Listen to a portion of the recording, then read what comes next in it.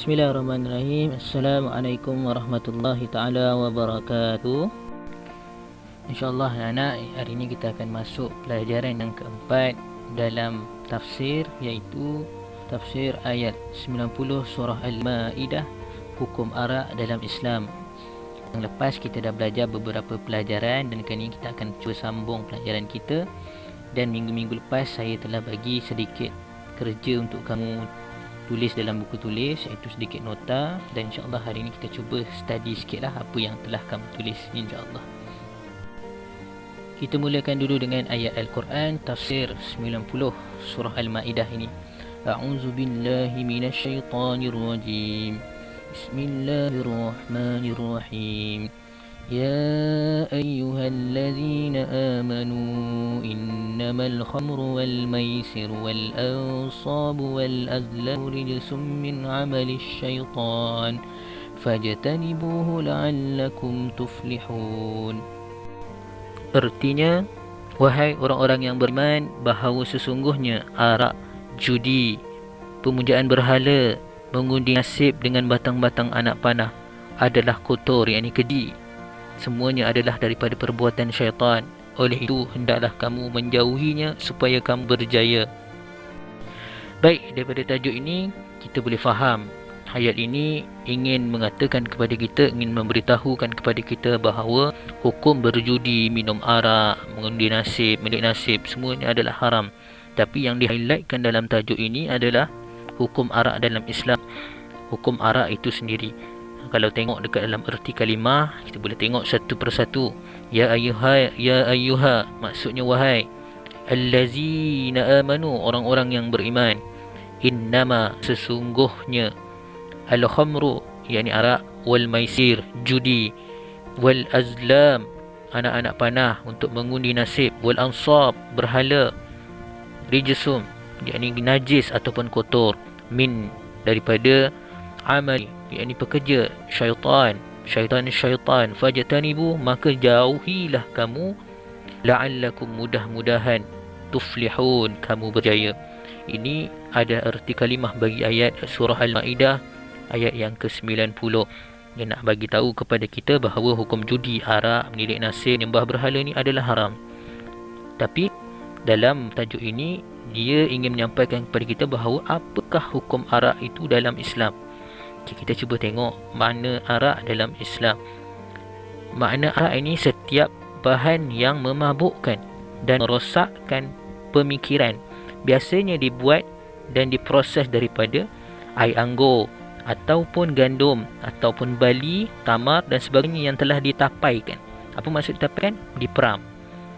Umpama kita buat jeruk. Kalau kita buat jeruk, kita peram. Jadi air itu akan menjadi masam. Semakin lama semakin masam, air itu akan menjadi memabukkan kita. Itu adalah proses pembuatan arak. Okey. Apa maksud judi pula? Judi ni termasuk dalam makna segala yang menyebabkan beroleh keuntungan tanpa bekerja dan berniaga. Termasuk juga permainan yang melekakan dan membuang masa. Itu adalah judi. Kalau kita tengok permainan yang melekakan dan membuang masa ni, kalau kita tengok sekarang, boleh tengok dekat tempat-tempat perjudian lah. Di Genting Highland ada pusat-pusat kasino, tikam dapat. Itu antara perjudian yang haram. Okey, takat judi tidak ada yang halal lagi. Okey. Kemudian berhala apa sahaja objek yang disembah atau disekutukan dengan Tuhan yang sebenar, yang dianggap Tuhan berhala.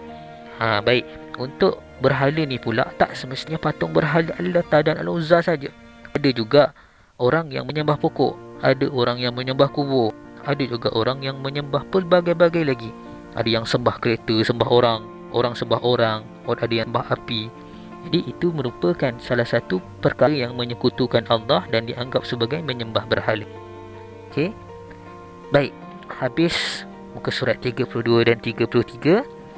Kita cuba pergi pada muka surat 34. Dalam muka surat 34 ini, cuba kita tengok latar belakang ayat, sebab turun ayat surah Al-Ma'idah ayat yang ke-90 ini, yang mana yang menceritakan tentang arak ini tadi. Baik, dalam pengharaman arak ni berperingkat.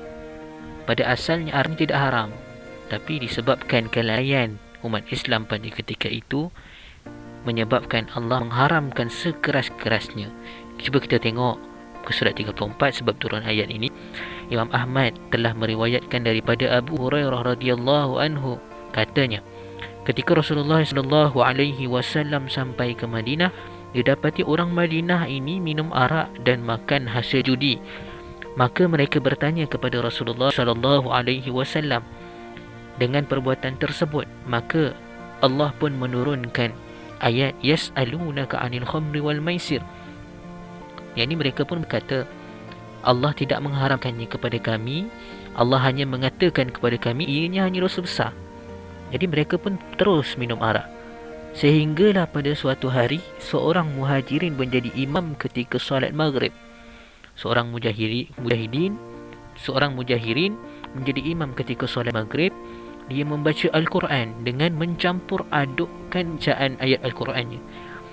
Maka dengan peristiwa itu, maka Allah turunkan ayat yang lebih keras dalam surah An-Nisa ayat 43.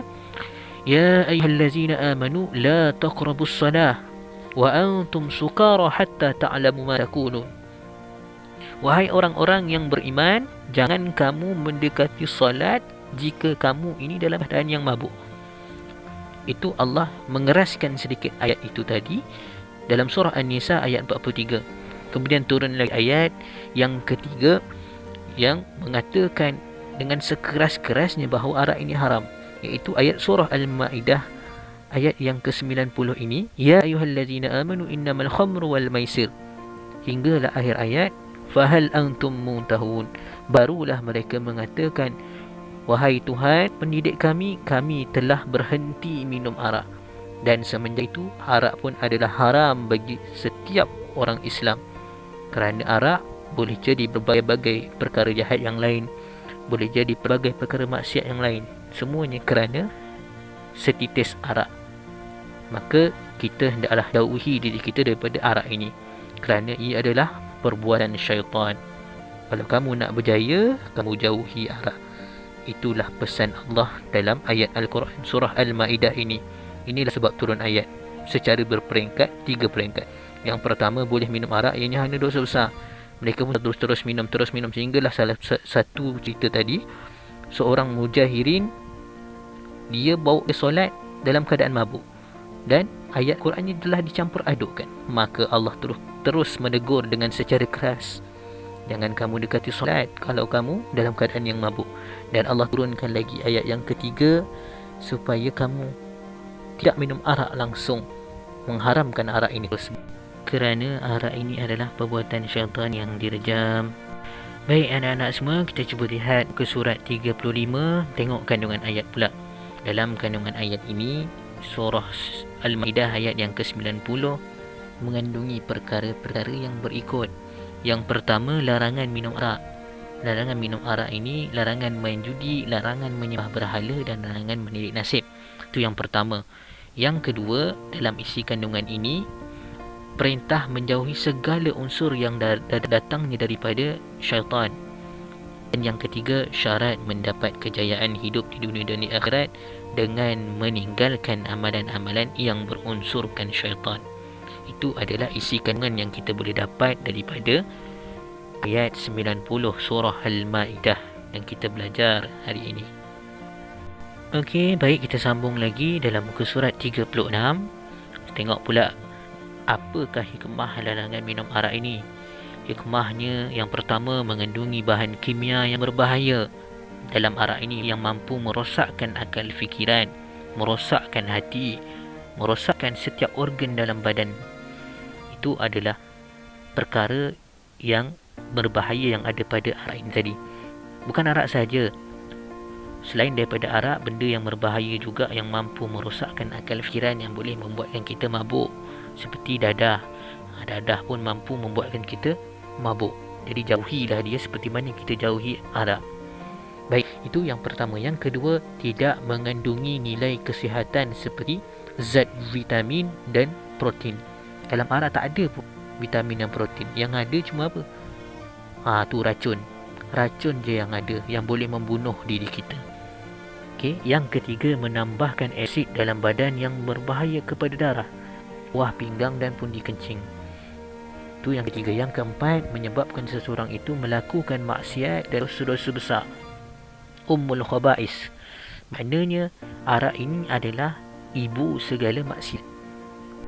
Jadi dengan kita menjauhi arak ini tadi, maka kita dapat menjauhkan diri daripada segala jenis maksiat yang lain. Itu yang keempat.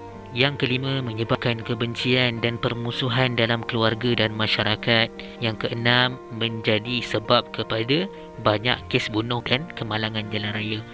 Mabuk, bila buat kereta tak tahu ke mana, tiba-tiba dah tahu dalam longkang.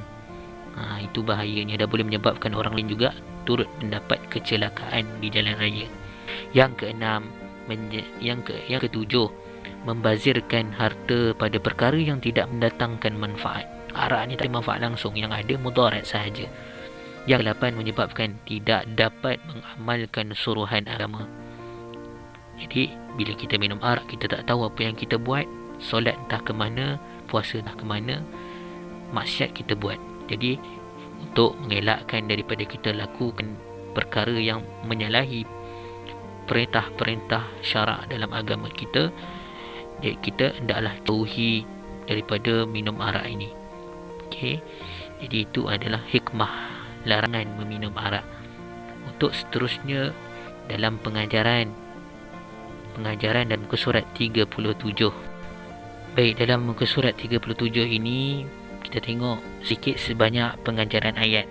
Dalam pengajaran ayat ini, yang pertama, arak diharamkan kerana mengandungi kuhul, iaitu alkohol, etanol yang memabukkan. Itu yang pertama. Yang kedua, Islam satu-satunya agama di atas muka bumi ini yang mengharamkan arak dengan mengenakan hukuman hudud ke atas mereka yang terlibat dengan arak. Sama ada yang memproses, yang meminta berproses, dan peminum arak, yang membawa arak, yang dibawakan arak untuk dia, yang menuangkan arak, penjual arak, yang makan daripada hasil arak, pembeli arak, dan yang dibelikan untuknya arak. Jadi mereka semua ini akan dapat saham, dan mereka semua ini akan dikenakan hukuman.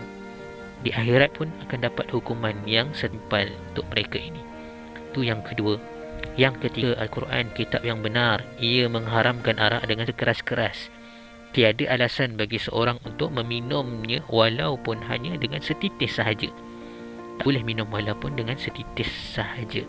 Yang keempat, hukum haram arak sama seperti hukum main judi, menyembah berhala dan menilik nasib. Sama sahaja hukum dia, haram.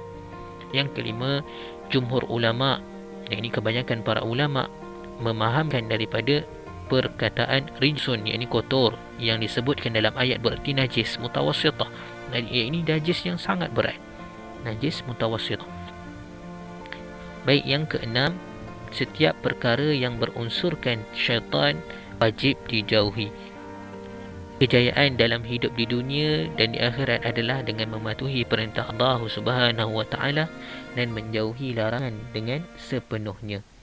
Itu adalah sedikit sebanyak pengajaran yang kita boleh ambil daripada tajuk kita yang keempat ini, adalah pengharaman arak, haramnya meminum arak. Jadi itu sahaja untuk pelajaran kita pada hari ini. Jumpa lagi akan datang. Assalamualaikum warahmatullahi taala wabarakatuh.